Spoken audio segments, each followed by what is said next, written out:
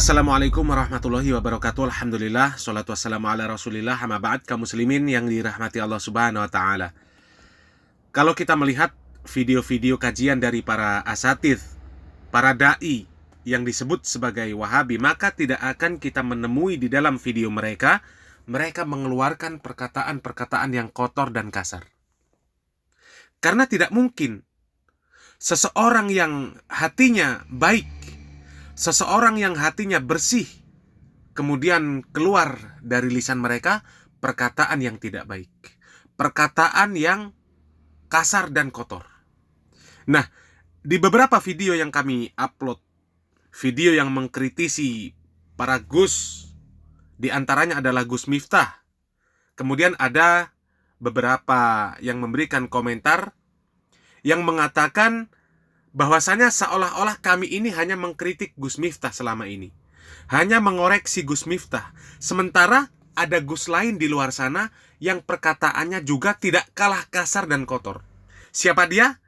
Dia adalah Gus Nur, yang insya Allah kaum muslimin ma'ruf atau mengetahui siapa Gus Nur. Jancuk jaran kon niku anjen. Terserah. Kalau mau ngajak debat, ayo wis debat wis ya. Enggak apa-apa sudah. Apa mau dibikin akbar sekali debatnya sudah? Iya. Kumpulkan semua konco-koncomu Wahabi itu, kumpulkan semua. Nanti kita juga kumpulkan semua ulama-ulama sepuh, kiai-kiai sepuh. Kita ketemu di mana debat sampai matek itu sudah masalah wis ya. Astagfirullahaladzim, la haula wala quwata illa billah. Saya berdoa harus sesuai tuntunan Rasul. Aku berdoa, syirik, musyrik, bid'ah. Gak ada tuntunannya. Kok doa pakai bahasa Jawa, doa kok nyanyi-nyanyi, matamu picek itu. Masuk neraka. Duh Gusti kula minuwun dumateng panjenengan.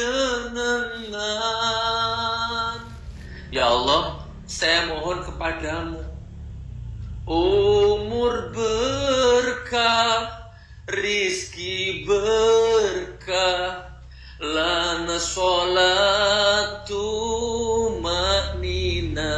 Ya Allah, saya minta kepadamu rezeki berkah, umur berkah, dan sholat tumaknina. Syirik, bid'ah, matamu bid'ah. Kenapa? Gak ada tuntunannya, pakai bahasa Jawa. Terus gimana? Harus Rabbana atina fid dunya hasanah wa fil akhirati hasanah wa qina adzabannar. Harus gitu.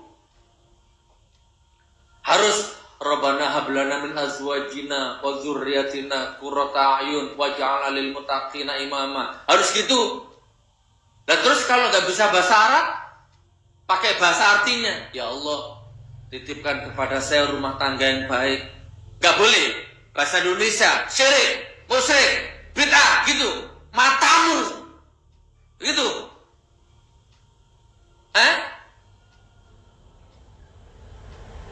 Nggak boleh. Rabbana sirna wali walidina warhamhuma kama rabbayana shaghira. Ya Allah, muliakan orang tua kami ya Allah. Tak boleh. Duh Gusti, jenengan muliakan, jenengan angkat derajatipun yang sepah kula ya Allah. Syirik, kita enggak boleh bahasa Jawa. Matamu picak. Wahabi. Kaum muslimin yang dirahmati Allah subhanahu wa ta'ala, mengapa selama ini hanya Gus Miftah yang dikritisi? Mengapa selama ini hanya Gus Miftah yang disebut sering mengeluarkan perkataan kasar dan kotor? Bukankah ada Gus lain yang juga sering mengeluarkan perkataan kasar dan kotor? Perkataan yang tidak pantas dikeluarkan oleh seorang da'i? Benar, memang ada. Salah satunya adalah Gus Nur, yang juga perkataan Gus Nur tersebut tidak kalah buruk dengan Gus Miftah. Akan tetapi selama ini kami mempertimbangkan bahwasanya Gus Miftah itu lebih besar bahayanya di dalam perkara tersebut. Karena Gus Miftah lebih banyak mempunyai jamaah, lebih banyak dan lebih sering diundang untuk berceramah. Lebih banyak orang-orang yang menyukai ceramah dari Gus Miftah. Dan otomatis juga Gus Miftah itu juga memberikan lebih banyak pengaruh kepada umat muslim. Berbeda ketika dibandingkan dengan Gus Nur. Gus Nur penggemarnya hanya sedikit. Kemudian Gus Nur jarang diundang. Padahal Gus Nur itu juga aswaja. Dan meskipun sesama aswaja, Gus Nur ini sering dipandang sebelah mata oleh aswaja juga. Kajian Gus Nur ini banyak tidak disukai sesama aswaja. Dan juga tidak jarang kedatangan Gus Nur itu ditolak oleh orang-orang aswaja. Nah, ketika kami tidak membahas masalah Gus Nur, bukan berarti kami menganggap bahwasanya Gus Nur itu sudah baik. Bukan. Dan bukan berarti kami meremehkan akan bahayanya pemahaman seorang Gus Nur ini. Akan bahayanya perkataan-perkataan Gus Nur ini. Bahaya pengaruh-pengaruh perkataan terhadap kaum muslimin. Akan tetapi memang bahaya dari Gus Nur ini lebih kecil dibandingkan dengan Gus Miftah. Memang mereka sama-sama berbahaya. Dapat merusak umat apabila tidak merubah cara mereka di dalam berdakwah. Kata-kata yang mereka ambil, narasi yang mereka ambil, apabila tidak dirubah, maka ini akan memberikan dampak buruk terhadap kaum muslimin. Terutama di dalam permasalahan ini, mereka mengeluarkan perkataan-perkataan, seringnya mengeluarkan perkataan-perkataan yang kasar dan kotor. Dan perkataan yang kasar dan kotor itu berasal dari hati yang kasar dan kotor. Dan juga buah dari hati yang kotor tersebut, maka akan menjadi perbuatan yang kasar dan kotor juga. Sehingga kita lihat mereka berdua, Gus Nur dan Gus Miftah, ini sama-sama tidak menyukai orang-orang yang berdakwah di atas hujjah, di atas Al-Quran dan Sunnah. Mereka sama-sama menyebut orang-orang yang memperjuangkan sunnah, orang-orang ahlu sunnah wal jamaah yang sesungguhnya mereka sebut dengan Wahabi. Bahkan sama-sama perkataan mereka berdua itu sangat kasar dan kotor ketika menyinggung dakwah yang mereka sebut sebagai Salafi Wahabi. Kaum muslimin yang dirahmati Allah Subhanahu wa taala, metode dakwah mereka itu sangat jauh apabila dibandingkan dengan metode dakwah para dai yang disebut dengan Wahabi. Narasi-narasi yang mereka pakai sangat jauh apabila dibandingkan dengan narasi-narasi yang dipakai oleh para dai yang mereka sebut dengan Salafi Wahabi. Para dai yang disebut dengan Salafi Wahabi ketika mereka menjelaskan hukum syirik, menjelaskan hukum bid'ah, kemudian menjelaskan berbagai macam bentuk kemaksiatan, ancaman dari kemaksiatan, dan menjelaskan ancaman-ancaman bagi pelaku maksiat, maka itu semua bukanlah perkataan yang kasar dan kotor. Kebanyakan mereka yang tersinggung dengan perkataan para asatid yang disebut dengan Wahabi, mereka tersinggung karena para dai ini yang mereka sebut dengan Wahabi menjelaskan permasalahan dosa dan ancaman bagi pelaku kesyirikan, pelaku kebid'ahan, dan pelaku kemaksiatan. Dan itu pun karena mereka yang gagal faham. Mereka yang gagal di dalam memahami penjelasan para ustadz.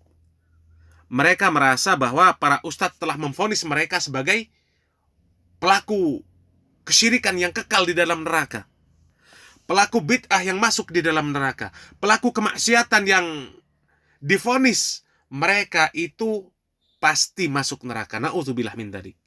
Padahal para dai hanya menjelaskan tentang dosa dan ancaman bagi pelaku kesyirikan, pelaku kebid'ahan, dan pelaku-pelaku kemaksiatan. Bukan memvonis bahwasanya mereka kesemuanya tersebut adalah ahli neraka. Bukan. Jadi, kaum muslimin yang dirahmati Allah Subhanahu wa taala, cobalah ketika mendengarkan ceramah, mendengarkan kajian, mendengarkan nasihat para ustadz yang disebut dengan Wahabi, maka dengarkan dengan baik, dicerna dengan baik, difahami dengan baik. Jangan mengedepankan hawa nafsu dan kebencian. Dan pasti tidak akan Anda dapatkan dari ceramah-ceramah mereka, dari kajian-kajian mereka, dari nasihat-nasihat mereka, para ustadz yang disebut dengan Wahabi, kalian tidak akan mendapatkan dari mereka kecuali semuanya adalah kebaikan. mengajak kaum muslimin untuk mengamalkan agama ini dengan baik, mengajak kaum muslimin agar bersatu di atas agama Allah Subhanahu wa Ta'ala ini, bersatu di atas Al-Quran dan Sunnah dengan pemahaman para salafus soleh, meninggalkan segala bentuk kesyirikan, meninggalkan segala bentuk kebid'ahan, dan meninggalkan segala bentuk kemaksiatan. Semoga apa yang kami sampaikan bermanfaat. Barakallahu fikum. Wassalamualaikum warahmatullahi wabarakatuh. Assalamualaikum warahmatullahi wabarakatuh. Alhamdulillah, salatu wassalamu ala Rasulillah. Pemirsa yang dirahmati oleh Allah Subhanahu wa taala, Al-Imam Tirmidzi meriwayatkan dalam sunannya di mana Rasulullah SAW bersabda, "Ma syai'un athqalu fi mizanil mu'min yaumal qiyamati min khuluqin hasan, wa inna Allaha la yubghidhu al-fahish al-badhi." Sungguhnya ya, tidak ada suatu pun yang paling berat di timbangan kebaikan seorang mukmin pada hari kiamat seperti akhlak yang mulia. Dan sungguh-sungguh benar-benar Allah benci dengan orang yang lisannya kotor dan kasar. Hadis ini kita perhatikan, Rasulullah SAW mengkaitkan antara akhlak yang mulia dengan lisan yang kotor. Seakan-akan bahwasanya kalau Anda ingin menjadi orang yang berakhlak yang mulia, jangan memiliki lisan yang kotor. Oleh karenanya barometer, di antara barometer yang paling kuat untuk menilai seorang itu akhlak yang mulia atau tidak adalah dengan melihat lisannya. Karena lisan itu ungkapan-ungkapan sehingga diketahui bagaimana hatinya, bagaimana kesombongan atau tawadhu'nya. Dari lisan. Dari mana husnuzon atau su'udzon. Dari mana? Dari ungkapan-ungkapan lisannya. Itu bisa menggambarkan isi hatinya. Maka benar jika kemudian standar atau barometer untuk menilai akhlak seorang buruk dengan kita lihat lisannya. Karenanya dalam hadis yang lain dalam Sahih Muslim, Rasulullah SAW bersabda, Inna syarra nasi manzilatan yaumal qiyamati indallah man wada'ahun nas ittiqa'a fuhsyih. Sungguhnya orang yang paling buruk kedudukannya pada hari kiamat di sisi Allah adalah orang yang ditinggalkan oleh masyarakat, ditinggalkan oleh teman-temannya, ditinggalkan oleh manusia. Kenapa? Ittiqa'a fuhsyih, karena takut dengan lisannya yang buruk. Takut dengan lisannya yang kotor. Hadis ini ya memberi peringatan kepada kita agar kita menjaga lisan kita. Bahkan tatkala kita menyampaikan kebenaran, tatkala kita menyuarakan al-haq, ingin menyampaikan sunnah Nabi, ingin menyampaikan tauhid, jaga lisan kita. Jangan sampai kita berkata-kata yang kasar dan kotor sehingga membuat orang lari. Orang tidak bisa terima. Kenapa? Karena kotornya lisan kita. Perhatikan dalam satu hadis tatkala datang sekelompok orang-orang Yahudi datang menemui Nabi sallallahu alaihi wasallam. Kemudian mereka mengejek Nabi, mereka mendoakan keburukan kepada Nabi. Kata mereka, assalamu alayka ya Abul Qasim. Kalau orang dengar sepintas seakan-akan mereka berkata assalamu alaik, keselamatan bagi engkau. Tetapi ternyata huruf lamnya mereka hilangkan. Mereka mengucapkan assalamu alaik, wahai Abul Qasim. Yang assam alaik, kalau assalamu alaik artinya keselamatan bagimu, tapi kalau assam artinya semoga engkau cepat mati, semoga engkau cepat mampus. Maka Nabi menjawab, kata Nabi SAW, wa alaikum, kalian juga.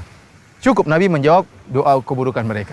Ternyata Aisyah radhiyallahu anha tidak kuat, tidak sabar tatkala mendengar suaminya Rasulullah SAW dicerca oleh orang Yahudi. Maka Aisyah pun marah dan Aisyah pun balas. Aisyah berkata, wa alaikumussalam, la'natullah alaikum, wa ghadabullahi alaikum, ikhwatal kiradati wal khanazir. Kata Aisyah radhiyallahu anha, perhatikan ucapan Aisyah. Ya. Semoga kalian yang cepat mampus. Laknat Allah bagi kalian. Allah murka bagi kalian, wahai saudara-saudara babi-babi dan monyet-monyet. Maka Aisyah ditegur oleh Nabi SAW. Kata Rasulullah SAW, la takuni fahisha ya Aisyah. Wahai Aisyah, jangan kau jadi orang yang mulutnya kotor. Dalam riwayat kata Rasulullah SAW, maka narifku fi syai'in illa zana. Tidaklah kelembutan diletakkan pada suatu kecuali akan menghiasinya. Lembut, kata-kata yang baik. Wa man nuzi'an syai'in illa syana. Dan tidaklah diangkat kelembutan tersebut kecuali akan merusaknya. Aisyah dikatakan oleh Nabi, la takuni fahisyah, jangan kau menjadi orang yang kata-kata kotor. Dalam riwayat yang kata Rasulullah SAW, innallaha la yuhibbul fuhsya wa la tafahush. Sungguhnya Allah tidak suka dengan kata-kata yang kotor, yang kasar. Allah tidak suka. Padahal kalau kita perhatikan, bagaimana sikap Aisyah? Perkataannya benar, tidak ada yang salah. Semuanya perkataannya dalilnya ada dalam Al-Quran. Pertama, kata Aisyah radhiyallahu taala anha, ummul mukminin, la'natullah alaih. Benar bahwasanya la'natullah alaikum, bahwasanya orang Yahudi terlaknat. Allah yang berfirman, lu'inal ladzina kafaru min bani Israil ala lisani Dawud wa Isa bin Maryam, dzalika bima asaw wa kanu ya'tadun. Telah terlaknat ya orang-orang kafir dari kalangan Bani Israel, orang Yahudi, dilaknat oleh Allah. Kenapa? Karena mereka bermaksiat dan mereka telah melampaui batas. Kanu la yatanahawna 'an munkarin fa'aluh. Mereka tidak pernah saling bernahi mungkar atas kemungkaran yang mereka lakukan. Mereka dilaknat. Mereka juga dimurkai. Kata Allah Subhanahu wa taala, ghairil maghdubi alaihim. Kita minta kepada Allah agar dijauhkan dari jalan orang-orang yang dimurkai. Setiap hari kita baca dalam salat kita. Orang-orang Yahudi dimurkai. Jadi perkataan Aisyah benar. Mereka dilaknat, mereka dimurkai oleh Allah. Sekarang mereka juga kata Aisyah saudara-saudara babi dan monyet-monyet, dan benar. Allah Subhanahu wa taala berfirman, "Kunu qiradatan khasiin." Tentang nenek moyang orang-orang Yahudi, kata Allah, jadilah kalian kera-kera yang hina. Dalam ayat yang lain Allah berfirman, "Qul hal unabbiukum bisyarrin min dzalika mathubatan indallah man la'anahu Allah wa ghadiba alaihi wa ja'ala minhumul qiradata wal khanazir." Maukah aku kabarkan kepada kalian tentang orang-orang yang kedudukannya lebih buruk di sisi Allah? Siapa mereka? Orang yang dilaknat oleh Allah, dimurkai oleh Allah, dan di antara mereka ada yang dirubah menjadi babi-babi dan monyet-monyet. Ternyata perkataan Aisyah benar, tidak ada salahnya tatkala dia mencela orang Yahudi. Bahkan dia mencela karena membela Rasulullah SAW, membela sumber sunnah, bukan hanya sunnah, tapi membela orangnya. Sumber sunnah siapa? Rasulullah SAW. Ternyata ditegur oleh Nabi, salah Aisyah radhiyallahu anha. Ditegur, la takuni fahisha, jangan kau menjadi orang yang mulutnya kotor. Oleh karenanya, para mirsa yang dirahmati Allah Subhanahu wa taala, tatkala kita menyeru kepada sunnah, kepada tauhid, kita membantah orang-orang yang bersalah, sampaikan dengan kata-kata yang lembut. Apalagi kalau kepada orang-orang kafir, kepada orang Yahudi saja kita disuruh milih kata-kata, apalagi dengan orang-orang muslim, sama muslim. Kalau kita mendebat-debat pula dengan cara yang baik, kata Allah Subhanahu wa taala, wala tujadilu ahlal kitabi illa billati hiya ahsan. Janganlah kalian mendebat ahlul kitab kecuali dengan cara yang terbaik. Boleh berdebat dengan ahlul kitab, boleh, tapi dengan cara yang terbaik. Nah, kalau dengan ahlul kitab kita suruh berdebat dengan cara yang baik, apalagi sama muslim, apalagi sama-sama yang mengucapkan la ilaha illallah, apalagi sama-sama yang ingin kebaikan. Maka jaga lisan kita. Kalau kita tidak menjaga lisan kita, ingat, dosanya bahaya, akibatnya bahaya, dimurkai oleh Allah, dibenci oleh Allah. Ingat dalam hadis tadi yang kita bawakan dalam Sunan Tirmidzi, apa kata Rasulullah SAW? Wa innallaha la yubghidhu al-fahishal badhi. Dan sungguh-sungguh di sini Rasulullah SAW mendatangkan inna taukid untuk penekanan dan lam taukid. Dan kalau kita artikan dalam bahasa Indonesia, dan sungguh-sungguh benar-benar Allah sangat benci kepada orang yang kata-katanya kasar dan kotor. Meskipun benar isinya, tapi kalau kotor dan kasar Allah tidak suka. Apalagi kalau katanya tidak benar, apalagi kalau tuduhnya tidak benar. Yang perkataannya benar disampaikan dengan cara yang kasar dibenci oleh Allah Subhanahu wa taala.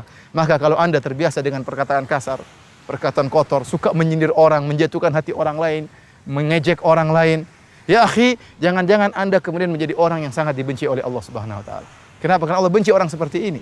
Orang yang berakhlak buruk. Kalau Anda sudah dibenci oleh Allah Subhanahu wa taala, apa yang bisa Anda harapkan? Dibenci oleh pencipta alam semesta gara-gara lisan Anda yang kotor. Maka jaga lisan. Berusaha latih diri berkata-kata yang baik, tidak menyinggung perasaan orang lain. Bukan hanya dalam berdakwah, bahkan dalam skala kecil. Terhadap istri kita, terhadap suami, jaga kata-kata. Terhadap anak-anak, jangan terbiasa kata-kata yang kotor. Supaya kita bisa apa? Supaya kita bisa berakhlak mulia, supaya bisa lebih dekat dengan Al-Habib Rasulullah sallallahu alaihi wasallam di hari kiamat kelak. Wabillahi taufik. Assalamualaikum warahmatullahi wabarakatuh.